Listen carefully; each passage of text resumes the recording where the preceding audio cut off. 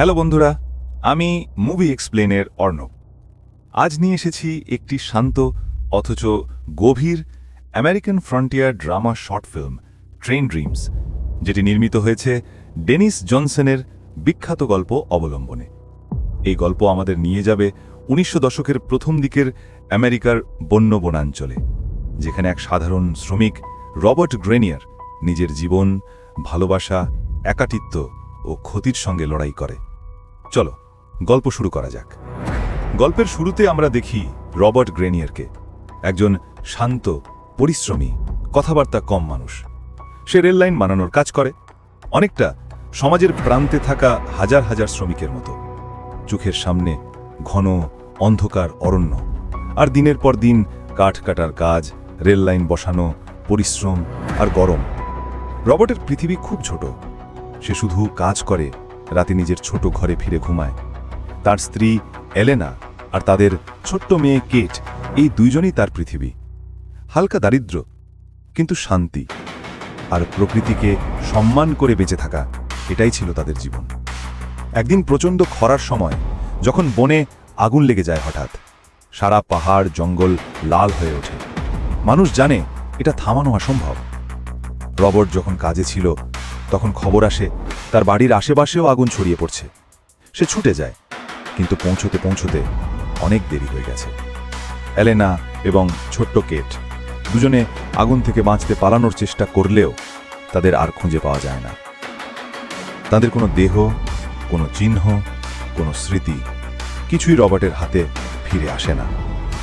এই জঙ্গলের আগুন যেন শুধু গাছ নয়, রবার্টের পুরো পৃথিবীকে ছাই করে দিয়েছে। এলেনা আর কেটের মৃত্যুর পর রবার্ট পুরোপুরি একা হয়ে যায়। তার চারপাশের বন্য প্রকৃতি, যা আগে তাকে শান্ত করত, এখন তাকে আরও বেশি একাকী মনে করায়। সে নিজের ছোট কেবিনে থাকতে থাকে, দিনে কাজ করে, রাতে চুপচাপ বসে থাকে। কখনো নিজের হাতের দিকে তাকায়, কখনো অন্ধকারে শোনে কেউ যেন তাকে ডাকছে।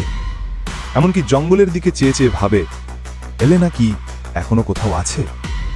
কেট কি তার বাবাকে ডাকছে? রবার্ট এটাকে হ্যালুসিনেশন ভাবে, কিন্তু দর্শক বুঝতে পারে এটা শোক, একাকিত্ব আর প্রকৃতির সঙ্গে মানুষের একটি অদ্ভুত সম্পর্ক। একদিন রাতে রবার্ট জঙ্গলে একটা অদ্ভুত শব্দ শোনে। দেখে অদ্ভুতভাবে নড়াচড়া করা একটা নেকড়ে, আর তার পাশে দাঁড়িয়ে আছে একটি ছোট্ট মেয়ে, কিন্তু নেকড়ের মতো আচরণ করছে। চোখে অদ্ভুত আলো, দেহের ভাষা পুরোপুরি বনের প্রাণীর মতো। হঠাৎ রবার্ট তাকিয়ে দেখে মেয়েটি দেখতে অবিকল তার নিজের মেয়ে কেটের মতো। সে হতবাক হয়ে যায়, হাঁটতে চেষ্টা করে, কিন্তু ভয় দাঁড়িয়ে পড়ে। আর সেই মেয়েটি ধীরে ধীরে নেকড়েদের সঙ্গে হারিয়ে যায় গাছের আড়ালে। রবার্ট নিশ্চিত নয় এটা কি বাস্তব নাকি তার শোকের তৈরি কোনো মায়া, কিন্তু তার চোখের সেই দৃষ্টি আর মনের সেই ধাক্কা ওই দৃশ্যটিকে সত্যি মনে করায়।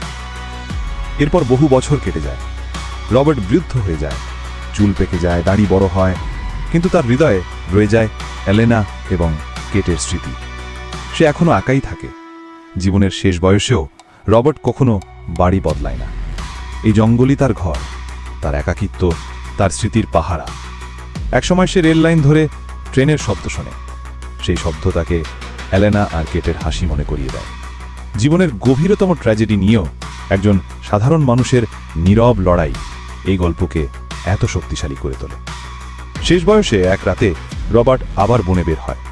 আকাশে অদ্ভুত চাঁদের আলো।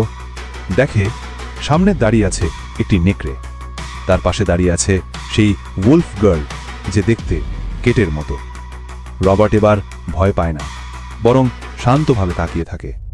মেয়েটি তাকে দেখে, মৃদু মমত্বময় চোখে, যেন সে তার বাবাকে বলতে চায় যে আমি ঠিক আছি। হঠাৎ দুজনেই গাছের আড়ালে হারিয়ে যায়। রবার্ট যেন প্রথমবারের মতো একটু শান্তি অনুভব করে। গল্প শেষ হয় রবার্টের নিঃশব্দ মৃত্যুর মধ্য দিয়ে।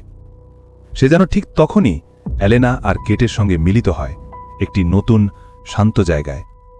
ট্রেন ড্রিমস কোনো বড় বাজেটের অ্যাকশন গল্প না, এটা মানুষের ভেতরের শূন্যতা, ক্ষতি আর প্রকৃতির সঙ্গে একটি অদ্ভুত সম্পর্কের গল্প। রবার্ট গ্রেনিয়ার আমাদের শেখায় যে ভালোবাসা কখনো হারায় না, এবং প্রকৃতি আমাদের স্মৃতি কখনো ভুলতে দেয় না।